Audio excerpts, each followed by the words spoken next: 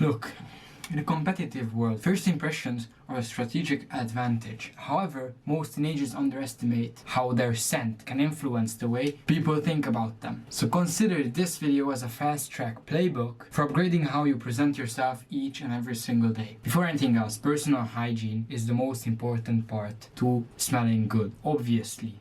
Now, some people clearly do not know this, and for them, I wish nothing but good luck in life. If your foundation is weak, that means if your personal hygiene is weak, then no fragrance whatsoever will save you. So what you need to do is you have two non-negotiables. Shower every single day, whether it's the morning or whether it's the evening.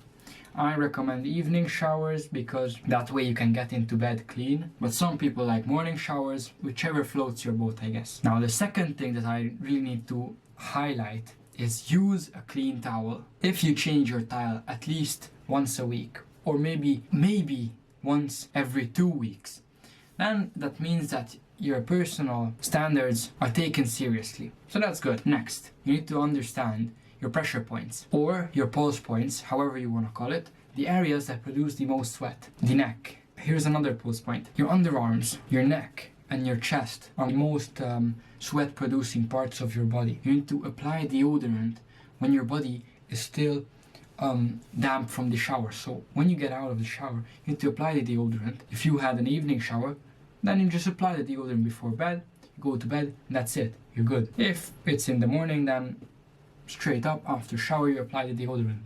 That's good. This will help your skin absorb the deodorant better, thus making it last longer. Now let's talk a little bit about the fragrance strategy. Most teenagers overspray. The people who overspray, they think that quantity equals impact. It doesn't, because your goal is controlled presence.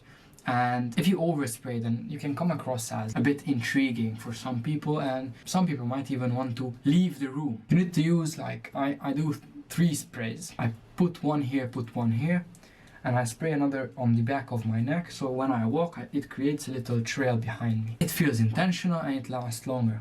What I really like to do as well is grab a little bit of Vaseline and apply it to these areas, my neck and the back of my neck. And also, if you want to put some on your wrist, you're more than welcome to do so. And Vaseline will actually help your fragrance last that much longer.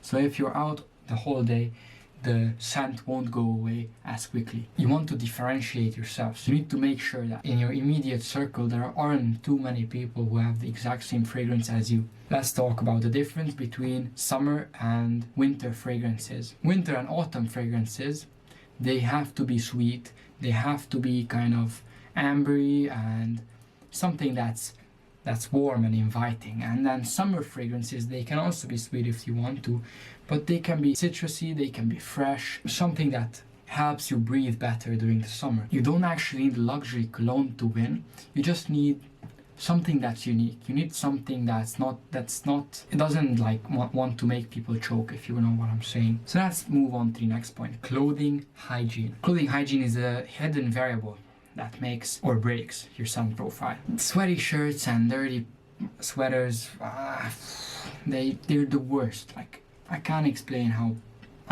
much I hate when someone shows up to school wearing some clothes that smell like oil, and then at the same time they're wearing expensive cologne. It just really goes against one another. You need to build a rotation system. You need to wear clothes on certain days, and once you're done wearing them, you need to immediately throw into the wash so that they become clean for you to wear them the next time that the cycle lands there. You need to keep 3-4 pieces in rotation at least. I'm talking about shirts and sweaters. Jackets are a bit different though, because jackets, they need to be washed like every 2-3 months, I think. It's just my personal opinion on this, I don't actually know. Next up, your diet. Your diet plays a huge role in how you smell.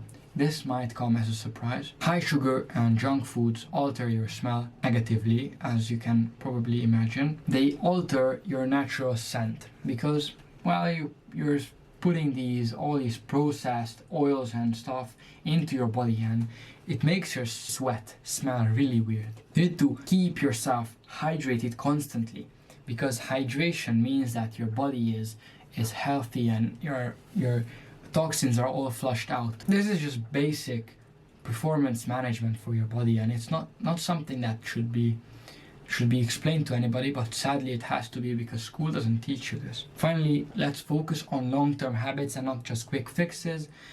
Smelling good is not just about impressing others, because it's about maintaining your competitive edge. When you look good, act sharp, and then smell clean, people will trust you more. People will know that they're talking to someone who can be taken seriously. Just imagine going on a business meeting and the guy you're meeting with smells like cheese. That's not gonna be a good look for them. I like to end my video with this message. The teenager who understands the importance of keeping themselves clean, they will always turn out to be a better person in business and in life than the person who's careless about themselves, who doesn't care how they smell, who doesn't care how they look. And this is a really important message, because some people out there smell like absolute dog cheeks. And I'm talking, man, that's why I made this video, by the way, to highlight this problem. So if you want more high value and useful information on how to become an actual better person, not just in life but in business as well, that help you level up your daily operations, then follow along. And I'll catch you next time. Have a nice one, and bye bye.